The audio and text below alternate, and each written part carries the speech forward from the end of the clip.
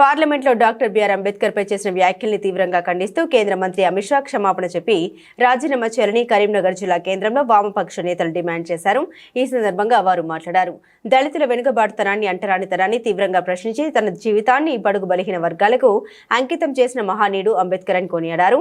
అమిత్ షా అంబేద్కర్ ను చులకన చేస్తూ వ్యాఖ్యలు చేయడం సరికాదని అన్నారు. వ్యాఖ్యలు చేసిన అమిత్ షాను కేబినెట్ నుండి వెంటనే బర్తరఫ్ చేయాలని చెప్పి ప్రజా సంఘాలుగా డిమాండ్ చేస్తున్నాం. వాళ్ళ పార్టీ అట్లాగే వాళ్ళ మాతృ సంస్థ అయిన ఆర్ఎస్ఎస్ నుంచి వెళ్ళే మొదటి నుండి కూడా భారత రాజ్యాంగం పట్ల తీవ్రమైన విముక్తత కలిగి ఉన్నారు.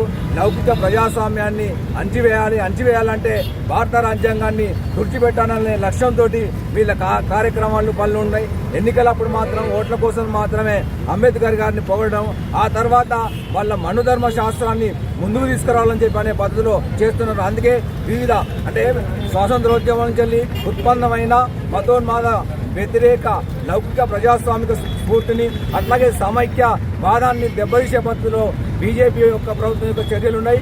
గత 3 దఫాలుగా గత 12-13 సంవత్సరాల చెల్లి అటు ప్రధాని నుంచి మొదలుకుంటే అనేక మంత్రులు అంటే మణిపూర్లో పెద్ద ఎత్తున జాతర ఘర్షణ జరిగినప్పుడు కూడా ప్రధానికి మణిపూర్ వెళ్లడం కోసం తీరిక ఉండట్లేదు. అంతేకాకుండా వివిధ రాష్ట్రాలలో ఎన్నికల ముందు అనేక మత ఘర్షణలు సృష్టిస్తున్నారు, కుల ఘర్షణలు సృష్టిస్తున్నారు. మరీ ముఖ్యంగా బీజేపీ పాలిత రాష్ట్రాలలో దళితులపైన, మైనార్టీలపైన, ఆదివాసులపైన పెద్ద ఎత్తున దాడులు, దౌర్జన్యాలు జరుగుతూ ఉన్నాయి.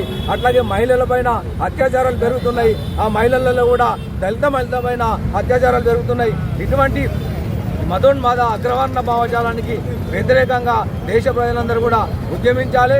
దేశ ప్రజలకు బీజేపీ అట్లాగే ప్రధాని దేశవ్యాప్తంగా క్షమాపణ చెప్పాలని చెప్పి ప్రజా సంఘాలుగా మేము డిమాండ్ చేస్తా ఉన్నాం.